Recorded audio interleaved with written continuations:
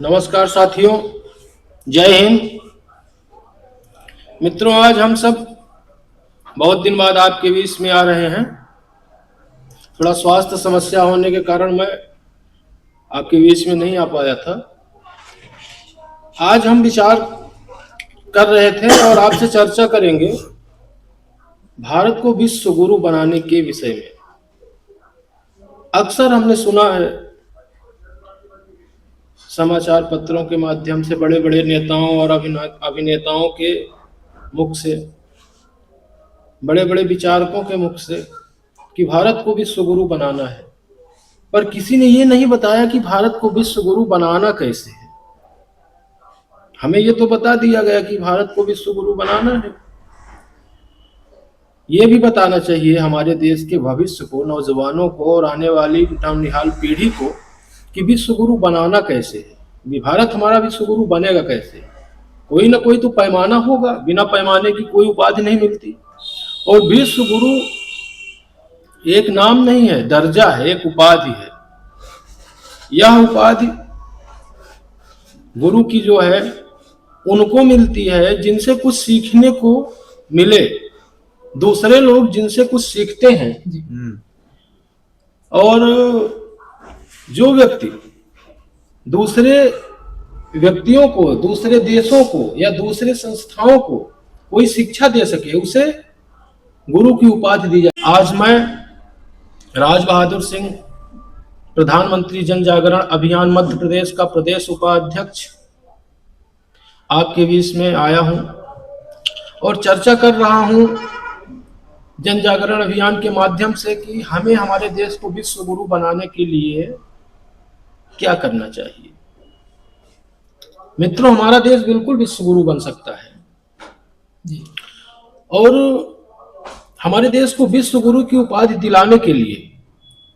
हमारे देश के महापुरुषों ने जो त्याग और बलिदान दिया है, हमारे देश के महापुरुषों ने जो हमारा मार्ग प्रशस्त किया है, जिस मार्ग पर चलने की हमें प्रेरणा दी है, अगर उन मार्गों पे हम लोग चलें, महापुरुषों के बताए हुए रास्तों का अनुसरण करें, महापुरुषों के त्याग और बलिदान को हम लोग याद करें और हमारे देश की जो संस्कृति थी, हमारे देश की जो सभ्यता है, उस देश, हमारे अपने देश की संस्कृति और अपने देश की सभ्यता पर हमारे भारत के समस्त नौजवान आगे बढ़ें। मित्रों, जब हम भारत के महापुरुषों की गौरव गाथा को याद करेंगे, दोहराएंगे, भारत के महापुरुषों के त्याग और बलिदान को याद करेंगे, दोहराएंगे, जब हम भारत की सभ्यता और संस्कृति का अनुसरण करेंगे, तब कोई दूसरा देश हमसे कुछ सीखने को आतुर होगा। विश्व गुरु बनाने के लिए क्या करना चाहिए? मित्रों, हमारा देश बिल्कुल विश्व गुरु बन सकता है जी। और हमारे देश को विश्व गुरु की उपाधि दिलाने के लिए हमारे देश के महापुरुषों ने जो त्याग और बलिदान दिया है, हमारे देश के महापुरुषों ने जो हमारा मार्ग प्रशस्त किया है, जिस मार्ग पर चलने की हमें प्रेरणा दी है, अगर उन मार्गों पे हम लोग चलें, महापुरुषों के बताए हुए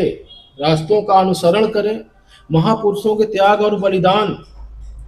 को हम लोग याद करें और हमारे देश की जो संस्कृति थी, हमारे देश की जो सभ्यता है, उस देश, हमारे अपने देश की संस्कृति और अपने देश की सभ्यता पर हमारे भारत के समस्त नौजवान आगे बढ़ें। मित्रों, जब हम भारत के महापुरुषों की गौरव गाथा को याद करेंगे, दोहराएंगे, भारत के महापुरुषों के त्याग और बलिदान को याद करेंगे, दोहराएंगे, जब हम भारत की सभ्यता और संस्कृति का अनुसरण करेंगे, तब कोई दूसरा देश हमसे कुछ सीखने को आतुर होगा।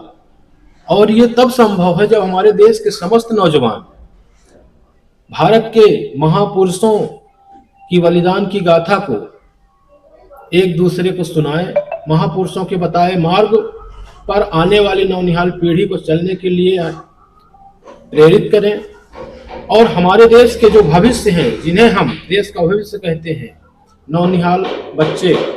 उन बच्चों को हम संस्कार दें, उन बच्चों को हम भारत की सभ्यता से अवगत कराएं, उन बच्चों को हम महापुरुषों के बलिदान से अवगत कराएं, महापुरुषों के बताए हुए मार्ग से अवगत कराएं, महापुरुषों के जो संदेश हमें प्राप्त हुए हैं उस संदेश को जन जन तक पहुंचाएं। जब हमारे देश में हमारे देश के नौजवान, हमारे देश के नौनिहाल बच्चे मर्यादा पुरुषोत्तम भगवान श्री राम की उस बात को ध्यान रखेंगे जो तुलसीदास जी ने लिखा है, सिया राम मैं सब जग जानी, करहूं प्रणाम जोर जुग पानी। मतलब हमारे देश के बच्चे और हम सब देश के प्रत्येक माताओं को माता जानकी के स्वरूप में देखें, प्रत्येक पुरुष को मर्यादा पुरुषोत्तम भगवान श्री राम के रूप में देखें और उनका सम्मान करें। तो ये बात दूसरे देश के व्यक्ति भी सीखने की कोशिश करेंगे कि भारत के नौजवान और भारत की युवा पीढ़ी अपने देश के जो अपने से श्रेष्ठ हैं, बड़े हैं, उन्हें मर्यादा पुरुषोत्तम भगवान राम समझकर प्रणाम करते हैं और जो माताएं हैं उन्हें जानकी समझकर प्रणाम करते हैं। फिर हमारे भारत की जो सभ्यता है उस सभ्यता का हम अनुसरण करें। हमारे भारत के महापुरुषों के जो सिद्धांत हैं, जैसे कि स्वामी विवेकानंद जी अमेरिका के धर्म संसद पर भारत के धर्म को, सनातन के धर्म को स्थापित किए। अकेले स्वामी विवेकानंद जी अगर अमेरिका में भारत के धर्म को धर्म संसद में सिद्ध कर सकते हैं, तो अगर हम स्वामी विवेकानंद जी की बातों का अनुसरण कर ले हमारे भारत का समस्त युवा, तो निश्चित है कि हर देश में हम अपने धर्म की स्थापना के लिए, धर्म को सिद्ध करने के लिए सजग रहेंगे। अगर हमारे देश के नौजवान हमारे जितने भी महापुरुष हैं उनका अनुसरण करें, तो प्रत्येक महापुरुष ने अपने जीवन को जिस तरह से देश के लिए समर्पित किया है, अपने जीवन में अपने परिवार को, अपने स्वार्थ को, अपनी इच्छाओं को, अपने स्वयं की जरूरतों को रोककर, त्याग कर देश के गौरव के लिए प्रयास किया है। ऐसा प्रयास जब हमारे देश का प्रत्येक युवा करेगा, संस्कारी बनेगा, सभ्य बनेगा, हमारे देश की सभ्यता को फिर से स्थापित करेगा और उसके साथ साथ जब हम धन कमाएंगे और ताकतवर बनेंगे तब हमें विश्व गुरु का दर्जा प्राप्त होगा। धन और ताकत के साथ जब हमारे पास संस्कार होगी, सभ्यता होगी और प्रत्येक व्यक्ति के मन में राष्ट्र हित की भावना होगी, प्रत्येक व्यक्ति के मन में समर्पण और बलिदान देने की इच्छा होगी, प्रत्येक व्यक्ति एक प्रेरणा देने के योग्य कार्य करेगा, तब हम विश्व गुरु बनेंगे। क्योंकि दूसरे देश के लोग जब हमसे कुछ सीखेंगे तब तो हम विश्व गुरु बन सकते हैं, जिसके लिए हम लोगों ने हमारे देश के महापुरुषों की गौरव गाथा को, हमारे देश के महापुरुषों के चरित्र वर्णन को और हमारे देश के महापुरुषों के बलिदान, त्याग और संदेश को जन जन तक पहुंचाने के लिए शिक्षा संस्थानों में जाकर हम लोग प्रयास कर रहे हैं कि महापुरुषों के जीवन परिचय से नौनिहाल बच्चे जो हमारे भारत का भविष्य हैं उन्हें अवगत कराया जाए। और इस वीडियो के माध्यम से मैं क्षेत्र, जिले, प्रदेश एवं समस्त देश के नौजवान साथियों से ये निवेदन करूंगा कि आप सब भारत की गौरवशाली गाथा को गाएं और भारत के गौरव को बढ़ाने का कार्य करें, हमारी भारतीय सभ्यता और संस्कृति को स्थापित करें। तब हमसे कोई जब सीखना शुरू करेगा तब हम विश्व गुरु की उपाधि प्राप्त करेंगे। आज तो स्थिति यह है कि हम स्वयं दूसरे देशों से सीख कर हमारे गांव समाज क्षेत्र के बच्चे बर्बाद हो रहे हैं। पश्चिमी सभ्यता हमारे घर घर में अपना पैर फैला चुकी है, पश्चिमी सभ्यता हर घर में घुस चुकी है हम उस पश्चिमी सभ्यता को भगाएं और अपने बच्चों को कहें दूसरे देश से सीखना बंद करो, स्वयं अपनी सभ्यता को ऐसी प्रस्तुति दो अपनी सभ्यता की कि दूसरे देश के लोग हमसे कुछ सीखें। तब हम विश्व गुरु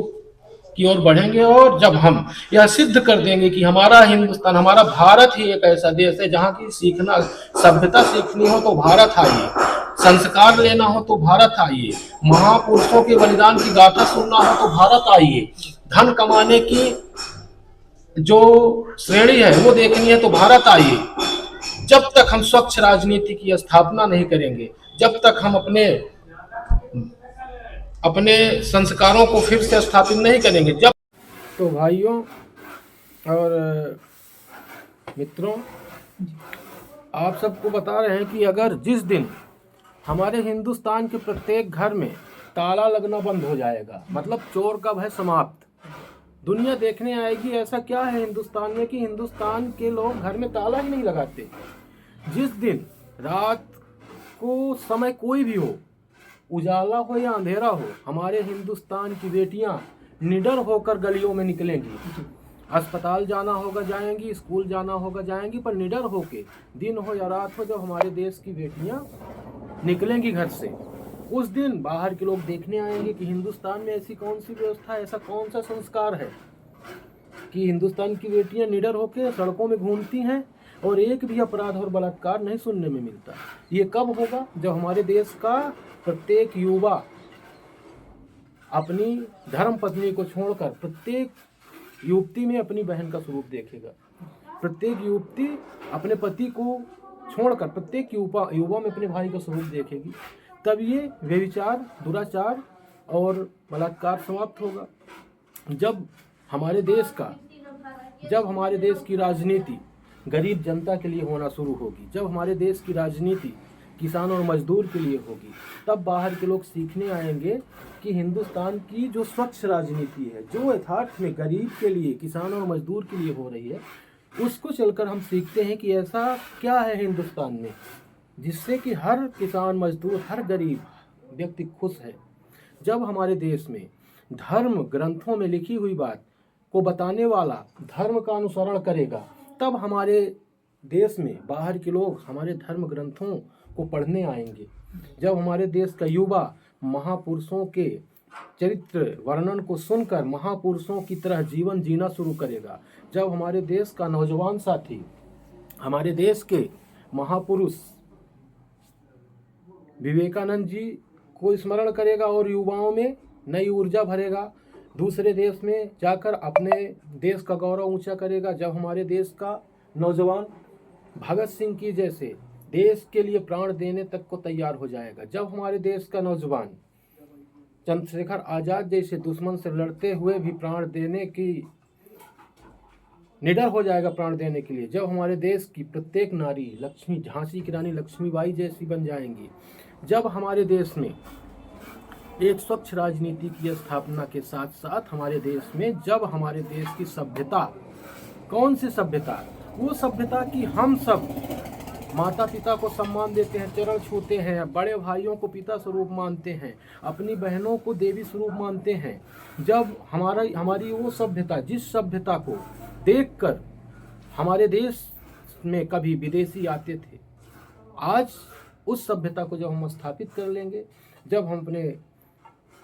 धर्म मतलब कोई एक नहीं, जो जिस धर्म को मानता है, जब वो अपने धर्म पर अडिग हो जाएगा। धर्म क्या कहता है?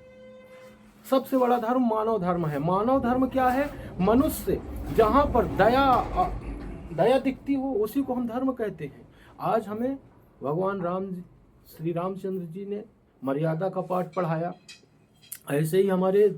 धर्म ग्रंथों में हमें मर्यादा और सभ्यता और संस्कार की शिक्षा दी गई है, उसका अनुसरण कर ले हम। निश्चित ही जिस दिन हमारे देश में ताला लगना बंद, हमारे देश के प्रत्येक घरों में ताला लगना बंद हो जाए, हमारे देश की प्रत्येक शिक्षा संस्थानों में बच्चों को शिक्षा के साथ संस्कार मिलना शुरू हो जाए, महापुरुषों की जीवनी से प्रत्येक बच्चे को अवगत करा दिया जाए, हमारे देश की प्रत्येक बहनें निडर होकर दिन हो या रात हो काम के लिए निकल सकें, हमारे देश की राजनीति किसान, मजदूर और गरीब के लिए होना शुरू हो जाए, और हमारे देश का उद्योगपति इस तरह से व्यापार और अपने बिजनेस को करे, कि हमारे देश के प्रत्येक युवा को रोजगार मिले। और जिस दिन ऐसी व्यवस्था हुई, निश्चित हमारा देश विश्व गुरु बनेगा। और हमारी शुभकामनाएं हमारे देश को, कि हमारा देश बहुत जल्द विश्व गुरु बनेगा, क्योंकि हम नौजवान साथी निकल चुके हैं भारत के गौरवशाली गाथा के गुणगान के लिए। और इस गुणगान को गा गा कर हम लोग आज, अगर हमारा युवा नहीं वापस आएगा, तो हम लोग संकल्प लिए हैं कि आने वाली जो हमारी नौनिहाल पीढ़ी है, जिसे हम भारत का भविष्य कहते हैं, उसको हम महापुरुषों की गौरवशाली गाथा को सुनाकर इतना जागृत करेंगे कि हमारा देश स्वच्छ, समृद्धि और ताकतवर के साथ साथ हमारे देश में, हमारे गांव में, हमारे क्षेत्र में फिर से खुशहाली आएगी, फिर से सम्मान एक दूसरे का होगा। जब हमारे देश का प्रत्येक युवा अपने बुजुर्गों का सम्मान करेगा, हमारे देश की नई पीढ़ी, हमारे जो नौनिहाल बच्चे हैं, जो भारत का भविष्य है, वो अपने माता पिता का सम्मान करेंगे, अपने गुरुजनों का सम्मान करेंगे, अपने बड़े भाइयों का सम्मान करेंगे, पड़ोसियों का सम्मान करेंगे, गाँव समाज के लोगों का सम्मान करेंगे। तब विदेश के लोग हमसे सीखने आएंगे कि वहाँ पर सम्मान इस तरह से किया जाता है अपने बड़ों का, वहाँ की ये संस्कृति है, वहाँ की ये सभ्यता है कि जैसे ही बड़ों को देखते हैं तो हाथ जोड़कर प्रणाम करते हैं, झुककर चरण छूते हैं। वहाँ पर नदियों को देवी मानते हैं, माँ का दर्जा देते हैं, पहाड़ों की पूजा होती है, वृक्षों की पूजा। ऐसा क्यों होता है? अभी हालांकि बात आ गई है तो कह रहा हूँ आपसे कि कई लोग तर्क वितर्क करते हैं कि हिंदुस्तान में नदी, पहाड़, वृक्ष पूजे जाते हैं। अरे भैया, हिंदुस्तान में तो हर धर्म को भी पूजा जाता है। हिंदुस्तान ही एक ऐसी धरती है जिससे में धरती में हर धर्म को स्थान मिला है, हर धर्म की पूजा करने की छूट मिली है। तो हिंदुस्तान में अगर कई प्रकार के धर्म रह सकते हैं, कई प्रकार के धर्म की स्थापना हो सकती है, तो वही हिंदुस्तान में कई तरह की पूजा हो सकती है, जिससे हमें कुछ प्राप्त होता है, उसे हम देवता मानते हैं। और निश्चित ही जब हमारे हिंदुस्तान से कोई देश सीखेगा, तब हमें अपना गुरु स्वीकार करेगा। जय हिंद दोस्तों, भारत माता की जय।